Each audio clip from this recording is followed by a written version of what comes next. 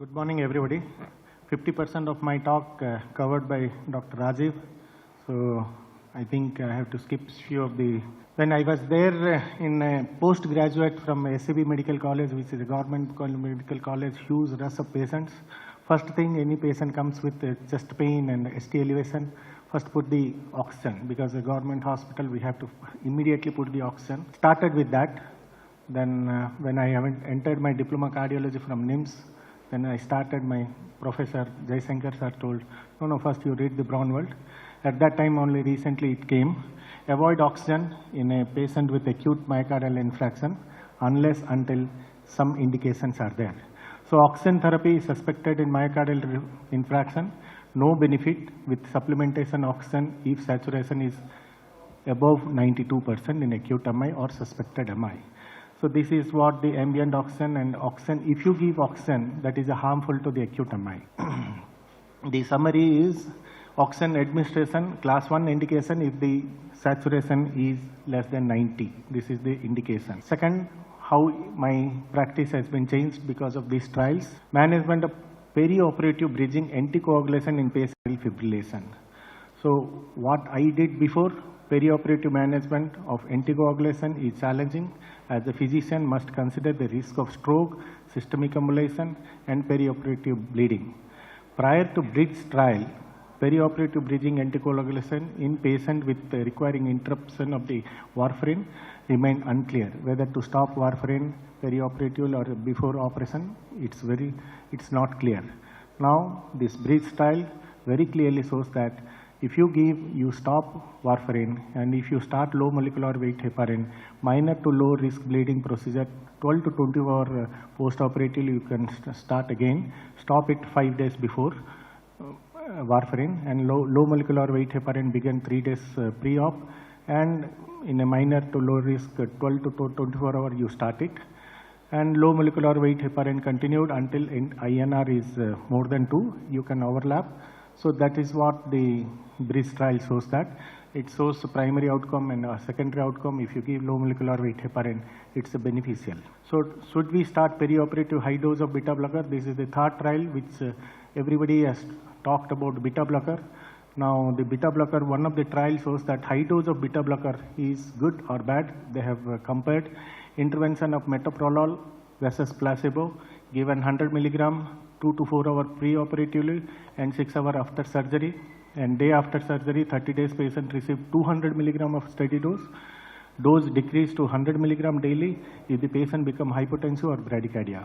This is guidelines in AHA guidelines and EAC guidelines, where vascular surgery and ischemia or pre-operating testing, vascular surgeries, more than one risk factor, vascular surgery with established coronary artery disease. Previously it was class 1 indication, which became in 2009 it is class 2A indication, where it become in ESC guideline established coronary artery disease or ischemic or pre-operative stress testing class 1 indication, high risk surgery class 1 indication, intermediate risk surgery class 2A indication. So what happens if you give high dose of metoprolol? It shows that 1 year cause of mortality is high. 1 year non-CV mortality is high compared to placebo. 1 year stroke is also high as compared to placebo. So versus metoprolol group versus the placebo group, all this non-fatal myocardial infarction, non-fatal stroke, all these things are higher in high dose of metoprolol.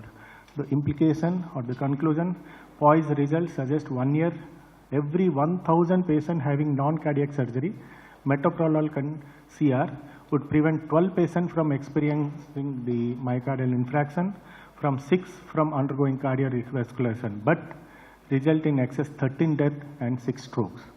So the conclusion is, don't start high dose of beta blocker just before non-cardiac surgery. So perioperative beta blocker for non-cardiac surgery increased death, stroke at 1 year. This is what the recent POISE study. Fourth one is mineral MRA in heart failure with preserved ejection fraction. Lot of study has been done for MRA, is one of the gold standard for the heart failure with reduced ejection fraction. I am not talking about reduced ejection fraction, this is the preserved ejection fraction. 2 trials which has really changed actually for the heart failure with preserved ejection fraction. even ACE inhibitor, ARBs is not that much of effective as heart failure with reduced ejection fraction. So what I did before with the CHF CHARM study and iPreserve trial evaluate ACE inhibitor and ARB in the management of heart failure with preserved ejection fraction, identified no mortality reduction but fewer hospitalization. It is little bit better but no mortality reduction. In optimized heart failure registry, beta blocker clearly shows that very ineffective in reducing mortality and hospitalization in patient with preserved ejection fraction, heart failure with preserved ejection fraction. Therefore, the current guideline offer no specific recommendation for the treatment of heart failure for preserved ejection fraction.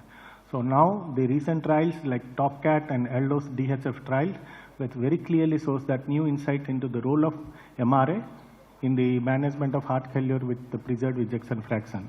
Heart failure with preserved ejection fraction are unlikely benefited from the beta blocker, ACE inhibitor or ARBs, but these two trials demonstrate improvement in the diastolic function, reduced hospitalization in those treated with spironolactone with no effect on cardiovascular mortality in primary analysis.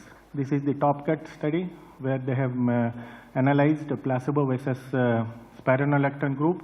All the primary outcome, cardiovascular mortality, absorbed cardiac arrest and heart failure hospitalization, everything is reduced with spironolactone group. So what I do now, of course MRA is a very gold standard for the heart failure with reduced, not only for reduced ejection fraction, these two trials which clearly shows that it is a very good drug for the heart failure with preserved ejection fraction. Fifth one, continuous versus bolus intermittent loop diuretics infusion in acute decompensated heart failure. When I was doing my post-graduation in cardiology also, we used to start with, if a patient comes with acute pulmonary edema, with a frank pulmonary edema, high dose of Lasix, high dose, then followed by infusion of Lasix. This is what the management of acute decompensated heart failure in typically through the administration of loop diuretics including furosemide, then after that torsemide or budotamide. Patient admitted with heart failure, acute heart failure received low to moderate dose intravenous diuretics which may have prolonged their symptoms and hospitalization compared to high dose. So what changed my practice?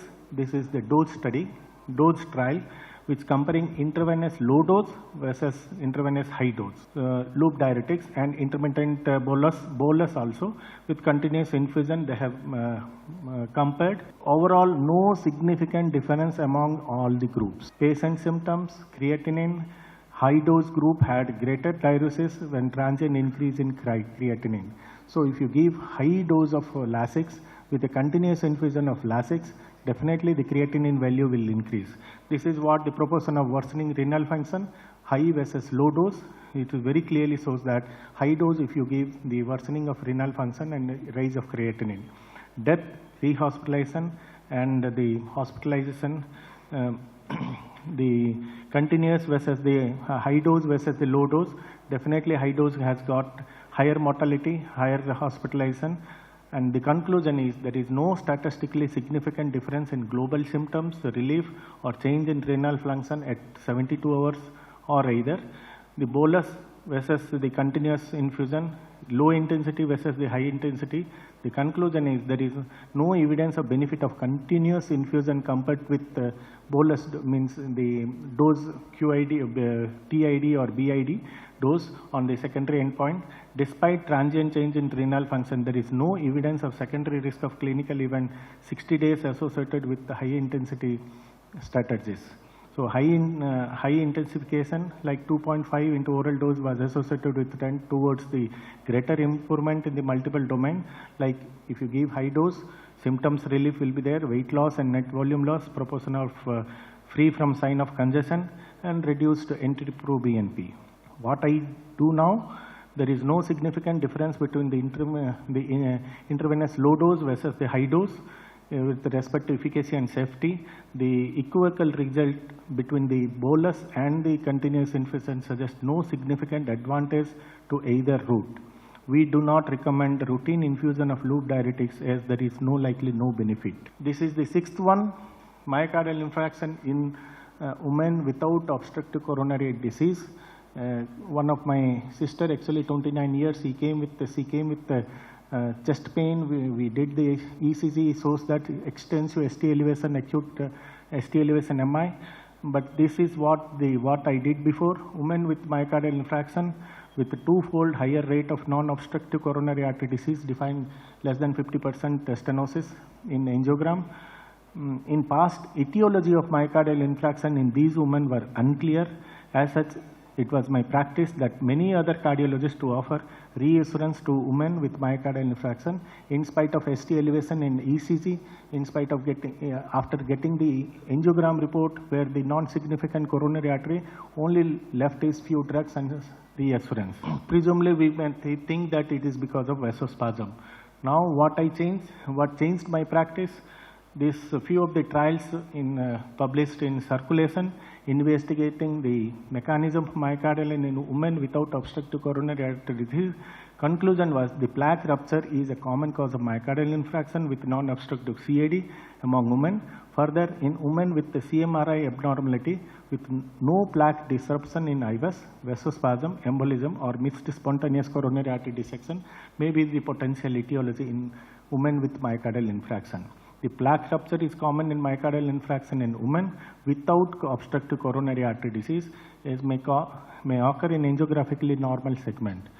So this is what IVUS should be considered at the time of angiography, particularly among the patient with localizing feature of ECG. CMRI could be considered to look for the ischemic late gadolinium enhancement or T2 signal hypersensitivity, and often still present months after the event.